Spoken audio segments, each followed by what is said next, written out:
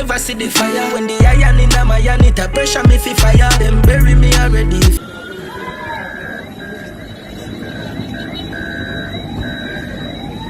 What's going on, my people? Big up on yourself and welcome back to the channel. For the first time, please remember to like, share, comment and subscribe to the channel for support and growth.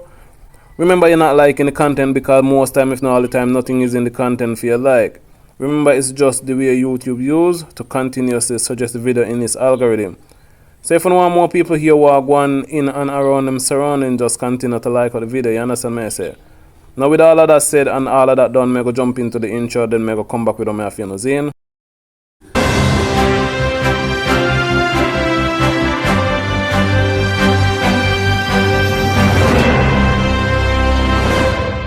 When we go to church and the pastor preach, we listen and believe in his or her words because most of his or her speech can be associated with the Bible.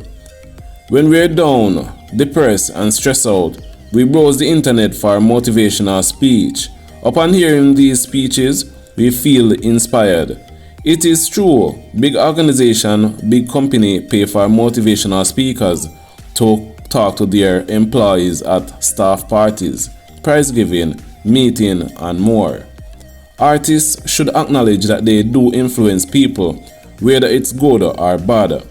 Long before I know better, I always wanted to go to America to be a rapper because I was inspired by their flashy lifestyle with big chain, shiny cars, sexy girls, and money in all their music videos.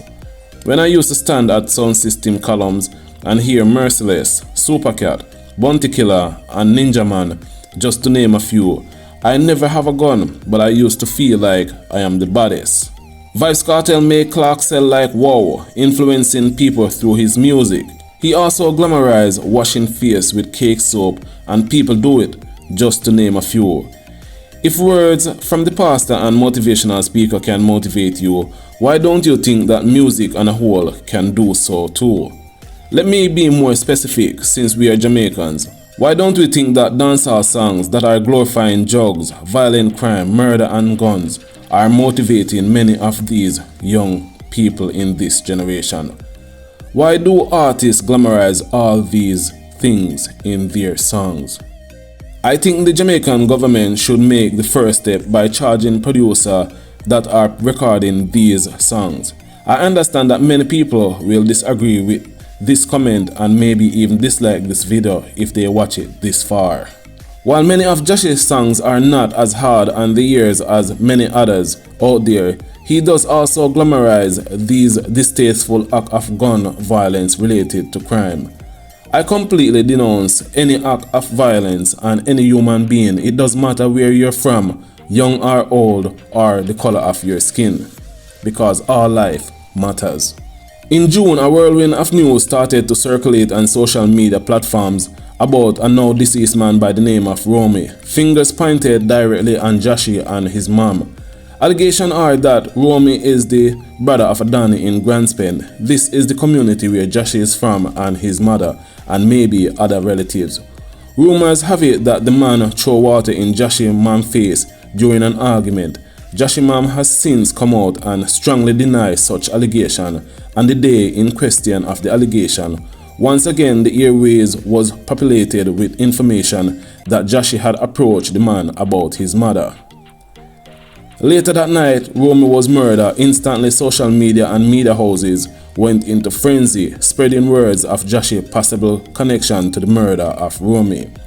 It was the beginning of what we can possibly say JASHII's life and probably other relative lives are now in danger. As a Jamaican, I can honestly say many of these dancehall artists are not innocent because once they get that breakout, they start to align themselves with gang or form one. This is my take. I think JASHII is innocent. I believe someone is using his situation and act on it.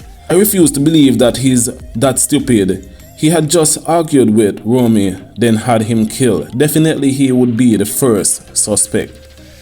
I want to believe he is wiser than that, with the fact that Romy is the brother of a known Don, which JASHII himself would have known that. He would have thought this one through at least once, that this Don would retaliate for his brother's death. Romy brother is a Don. It could be that someone wanted him, but they couldn't reach him or they didn't want to act yet.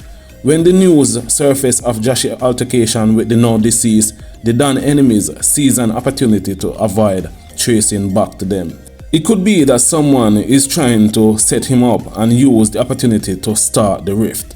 On the 7th, JASHII celebrated his birthday at Club Mecca. Upon leaving, armed men and bikes shot up JASHII pickup. Luckily, he was not hurt, but 6 of his entourage was injured. As a Don, I don't believe he would want finger pointing on him so easily, or he's just that stupid or not thinking clearly and acting on emotion. Or could it be that these men are being set up against each other?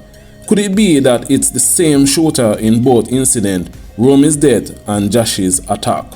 Will this result in more death? One thing for sure, I know JASHII is not safe and he should be very vigilant because hawks are hunting chickens. Information reaching us is that police are advising party promoters that intended to book JASHII should notify them for security reasons. Could this be the beginning of the end for JASHII's career and local style? Will he file for asylum in another country and never return to Jamaica? Will JASHII or other close relatives lose their life? I hope not. In the meantime, I am waiting to see how it ends.